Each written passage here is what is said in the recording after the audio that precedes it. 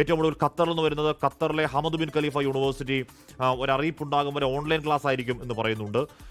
പല ഗൾഫ് രാജ്യങ്ങളിലെയും ഓഫീസുകൾ അടയ്ക്കുന്നു എന്ന പ്രിയപ്പെട്ട പ്രേക്ഷകർ മെസ്സേജിലൂടെയും അല്ലാതെയും ഒക്കെ ഇപ്പോൾ പറയുന്നുണ്ട്. ഈ പറയുന്ന മേഖലകളിലൊക്കെ എന്താണ് നമ്മൾ നേരത്തെ അന്ന് കണ്ടതുപോലുള്ള ഒരു ടോക്കൺ അറ്റാക്ക് അല്ല, ഒരുപക്ഷെ ദീർഘനാൾ കുറച്ചു നാളെങ്കിലും നീണ്ടു നിന്നേക്കാവുന്ന ഒരു ആക്രമണത്തിന് തുടക്കമാണിത് എന്ന് അവിടങ്ങളിലെ ഭരണാധികാരികൾ തിരിച്ചറിയുന്നുണ്ട് എന്ന് തോന്നുന്നു. അതിന്റെ ഭാഗമായാണ് ഹമദ് ബിൻ ഖലീഫ യൂണിവേഴ്സിറ്റിയൊക്കെ താൽക്കാലികമായി അടയ്ക്കാനുള്ള തീരുമാനം. ടെല്ലവീവിൽ സ്ഫോടനം എന്നാണ് അൽ ജസീറയുടെ റിപ്പോർട്ട്. ഇസ്രായേലിലെ ടെല്ലവീവിൽ ഉഗ്രമായ സ്ഫോടനമുണ്ട് എന്നാണ് ഇപ്പോൾ അൽ ജസീറ റിപ്പോർട്ട് ചെയ്യുന്നത്. ഇസ്രായേൽ നേരത്തെ ഇസ്രായേൽ ലക്ഷ്യമാക്കിയ 30 മിസൈലുകളുടെ ഒരു സ്റ്റോക്കാണ് ആദ്യം അയച്ചിരുന്നത്. അതാണോ അതിന്റെ സ്ഫോടനമാണോ അതോ അതിനുശേഷം പിന്നെയും ഇറാൻ ഡയറക്റ്റ് ഇസ്രായേൽ ലക്ഷ്യമിട്ട് അടിക്കുന്നുണ്ടോ എന്ന കാര്യം നമുക്കറിയില്ല. നമ്മൾ നേരത്തെ കണ്ടതാണ് അന്ന് ഇസ്രായേൽ ഇറാൻ ആക്രമണ സമയത്ത് ഇറാൻ തിരിച്ച് അതിശക്തമായ പ്രത്യാക്രമണം ഇസ്രായേലിലേക്ക് നടത്തുന്നതും ഇസ്രായേലിന്റെ അയൺ ഡോം ഒക്കെ നിഷ്പ്രഭമായി പോകുന്ന കാഴ്ചയൊക്കെ നമ്മൾ അന്ന് കണ്ടതാണ്. അതേ കാഴ്ചകൾ വീണ്ടും കാണേണ്ടി വരുന്ന അവസ്ഥ ലോകത്തുണ്ടാകുമോ എന്നുള്ളതാണ് സംശയം. ദോഹയിൽ വീണ്ടും സ്ഫോടനങ്ങൾ എന്നുകൂടി അൽ ജസീറ പറയുന്നുണ്ട്. രാജ്യത്തുണ്ടായ എല്ലാ മിസൈലുകളും ഇങ്ങോട്ടേക്കൊന്ന് എല്ലാ മിസൈലും വെടിവെച്ചിട്ടതായി നേരത്തെ ഖത്തറിന്റെ അവരുടെ പ്രതിരോധ മന്ത്രാലയം അറിയിച്ചു. അതിന് തൊട്ടു പിന്നാലെ ദോഹയിലേക്ക് വീണ്ടും സ്ഫോടനങ്ങൾ ഉണ്ടായി എന്നും പറയുന്നു. തെക്കൻ ഇറാനിലെ ഹോർമോസ്ഗാൻ പ്രവിശ്യയിലുള്ള മിനാം നഗരത്തിൽ പെൺകുട്ടികളുടെ പ്രൈമറി സ്കൂളിന് നേരെ ഉണ്ടായ ഇസ്രായേൽ ആക്രമണത്തിൽ 5 പെൺകുട്ടികൾ കൊല്ലപ്പെട്ട വാർത്ത കൂടി വരുന്നുണ്ട്. അങ്ങനെ പല രീതിയിൽ ഈ ഗൾഫ് രാജ്യങ്ങളിൽ പലയിടത്തും ആശങ്കയുടെ സംഘർഷത്തിന്റെ സാഹചര്യം നിലവിലുണ്ട്. അപ്പോഴും നമ്മളെ കേൾക്കുന്നവർ, പ്രിയപ്പെട്ടവർ, ബന്ധുക്കൾ, നമ്മുടെ മലയാളികൾ സമാധാനമായിരിക്കുക. ഏതെങ്കിലും തരത്തിലൊക്കെ പ്രശ്നപരിഹാരത്തിലുള്ള സാധ്യതകൾ എവിടെയെങ്കിലും തെളിഞ്ഞു വരാതിരിക്കില്ല. റഹീസ് കൂടി ചെയ്യുന്നു. റഹീസ്, അവിടെ ഖത്തർ പറഞ്ഞത് അങ്ങോട്ടേക്ക് വന്ന എല്ലാവിധ മിസൈലുകളെയും തകർത്തിട്ടു എന്നുള്ളതാണ്. അതിനുശേഷം പിന്നെയും സ്ഫോടനങ്ങൾ കേൾക്കുന്നു അവിടുത്തെ പ്രേക്ഷകർ നമ്മളോട് മെസ്സേജിലും അല്ലാതെയും പറയുന്നു. ഇപ്പോഴും GCC രാജ്യങ്ങളിൽ പലയിടത്തായി ചെറുതും വലുതുമായ സ്ഫോടനങ്ങൾ ഉണ്ടായിക്കൊണ്ടേയിരിക്കുന്നുണ്ട്. റഹീസ്.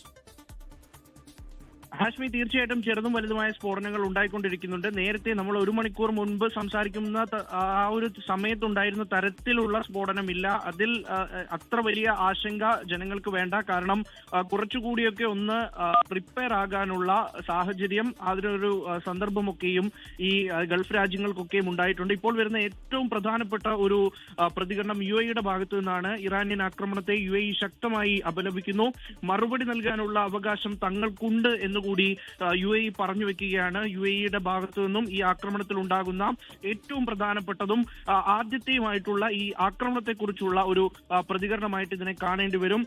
ഇറാനിയൻ ആക്രമണങ്ങൾക്ക് മറുപടി നൽകാനുള്ള അവകാശം തങ്ങൾക്കുണ്ട് എന്ന് UAE പറഞ്ഞു വെക്കുന്നു. നേരത്തെ സൗദി അറേബ്യയും സമാനമായിട്ടുള്ള ഒരു പ്രതികരണമാണ് നടത്തിയിരുന്നത്. ആക്രമണത്തെ ശക്തമായി അപലപിക്കുന്നു. ഒരിക്കലും നീതീകരിക്കാനാകില്ല. തിരിച്ചടിക്കാനുള്ള അവകാശം തങ്ങളിൽ സംക്ഷിപ്തമാണ് എന്നുള്ള തരത്തിലേക്ക് സൗദിയിൽ നിന്ന് പ്രതികരണം വരുന്നു. ഇപ്പോൾ UAE-യിൽ നിന്നുകൂടി അത്തരത്തിലുള്ള പ്രതികരണം വരികയാണ്. ഇതിൽ ഏറ്റവും പ്രധാനം ഈ അബുദാബിയിൽ ആക്രമണം ഉണ്ടായ സ്ഥലമായി ഇപ്പോൾ ഏറെക്കുറെ എല്ലാവരും സ്ഥിരീകരിച്ചു പറയുന്നത് അത് എയർപോർട്ടിന് തൊട്ടടുത്തുള്ള ഒരു പ്രദേശത്താണ്.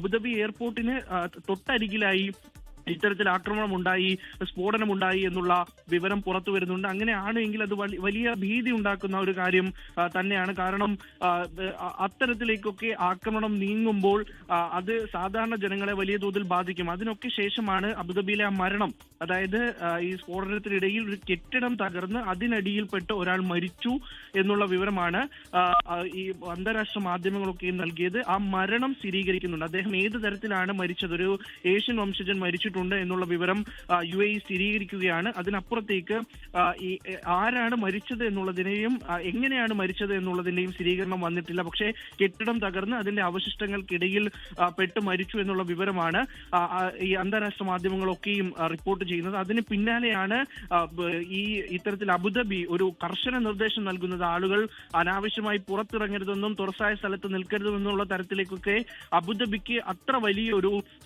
റെസ്ട്രിക്ഷൻ നൽകേണ്ടി വന്നെങ്കിൽ, സൈറൻ മുഴക്കേണ്ടി വന്നുവെങ്കിൽ അത് വലിയൊരു അപകടം തന്നെയായിരുന്നു കഴിഞ്ഞ മണിക്കൂറുകളിൽ ഉണ്ടായിരുന്നത്. ഇപ്പോഴും ആളുകൾ അകത്ത് തന്നെയാണ്. നേരത്തെ ഈ ഓഫീസുകൾ പലതും ഒരു ജാഗ്രതാ നിർദ്ദേശം, അത് പ്രത്യേകിച്ച് ഈ ഒരു റമദാൻ മാസമായതുകൊണ്ട് തന്നെ 2 മണിയോടുകൂടി ഓഫീസുകളൊക്കെയും അടയ്ക്കും.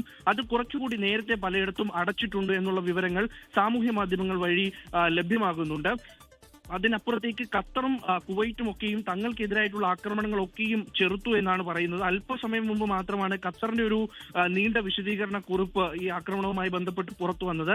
അതിൽ പ്രാഥമിക പരിശോധനയിൽ റെസിഡൻഷ്യൽ ഏരിയകളിൽ ആർക്കെങ്കിലും ഏതെങ്കിലും തരത്തിലുള്ള പരുക്കോ അല്ലെങ്കിൽ നാശനഷ്ടമോ രേഖപ്പെടുത്തിയിട്ടില്ല എന്ന് മന്ത്രാലയം ഉറപ്പിച്ചു പറയുന്നുണ്ട്. ഖത്തറിലുള്ളവർക്ക് നിലവിൽ ആ ഒരു കാര്യത്തിൽ ആശ്വസിക്കാൻ കഴിയുന്ന വിവരം ഔദ്യോഗികമായി സ്ഥിരീകരിച്ചു പറയുകയാണ്. ഒരു തരത്തിലുള്ള ഏതെങ്കിലും നാശനഷ്ടങ്ങളോ ഒപ്പം തന്നെ ജീവഹാനി പോലെയുള്ള ഒന്നും ഉണ്ടായിട്ടില്ല എന്നുള്ള വിവരം ഖത്തർ ഔദ്യോഗികമായി സ്ഥിരീകരിച്ചു പറഞ്ഞിരിക്കുന്നു.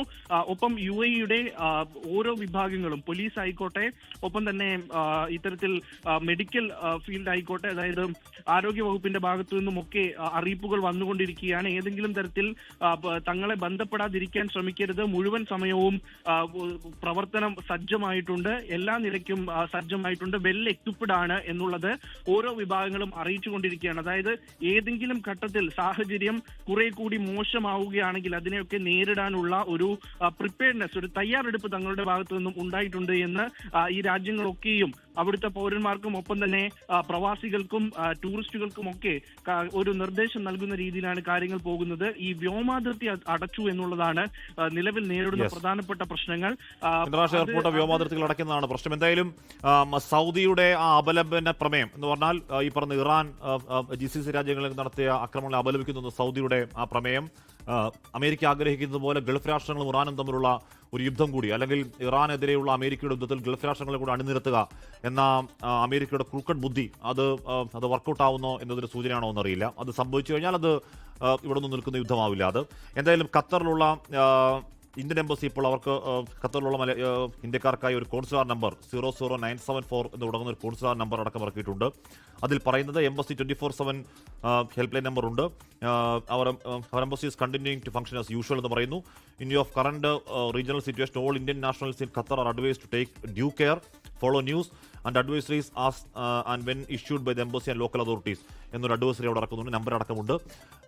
പശ്ചിമേഷ്യൻ രാജ്യങ്ങളിലെ മലയാളികൾക്കായി നോർക്ക ഒരു ഹെൽപ്പ് ഡെസ്ക് ആയിരുന്നു. നമ്മൾ നേരത്തെ സ്ക്രീനിൽ ആ നമ്പർ കാണിച്ചിരുന്നു. നെടുമ്പാശ്ശേരി വിമാനത്താവളത്തിൽ നിന്നും ദോഹയിലേക്കും ദുബായിലേക്കും ജിദ്ദയിലേക്കുമുള്ള പല സർവീസുകൾ, ഒരുപാട് വിമാനങ്ങൾ എന്ന് പറഞ്ഞാൽ ഇതിനോടകം തന്നെ 7-8 വിമാനങ്ങൾ റദ്ദാക്കിയിട്ടുണ്ട്. അതുകൊണ്ട് വിദേശയാത്രയ്ക്ക് പുറപ്പെടുന്നവർ തങ്ങളുടെ വിമാനം റദ്ദാക്കിയിട്ടില്ല എന്ന് ഉറപ്പാക്കിയിട്ട് വേണം വീട്ടിൽ നിന്ന് ഇറങ്ങാൻ. ആശങ്കപ്പെടേണ്ടതില്ല, ഏതെങ്കിലും തരത്തിൽ ഭയപ്പെടേണ്ടതോ പാനിക്കാവേണ്ടോ സാഹചര്യമില്ല. നിലവിൽ ഇപ്പോൾ ഈ ഗൾഫ് രാജ്യങ്ങളിലൊക്കെ അമേരിക്കയുടെ സൈനിക താവളങ്ങൾ ലക്ഷ്യം വെച്ച് മാത്രമാണ് ഏതെങ്കിലും തരത്തിൽ ജനവാസ മേഖലയിലേക്ക് ഒരു ബോംബ് പോലും അല്ലെങ്കിൽ ഒരു മിസൈൽ പോലും ഒന്നും വീണിട്ടില്ല എന്ന് അതത് രാജ്യങ്ങളിലെ പ്രതിരോധ മന്ത്രാലയങ്ങൾ ഉറപ്പിച്ചു പറയുന്നു. സമാധാനമായിരിക്കൂ, ആ ആക്രമണവും വളരെ വേഗം നിലയ്ക്കുന്നതാകും. തിരികെ എത്താം ഇടവേളയ്ക്ക് ശേഷം.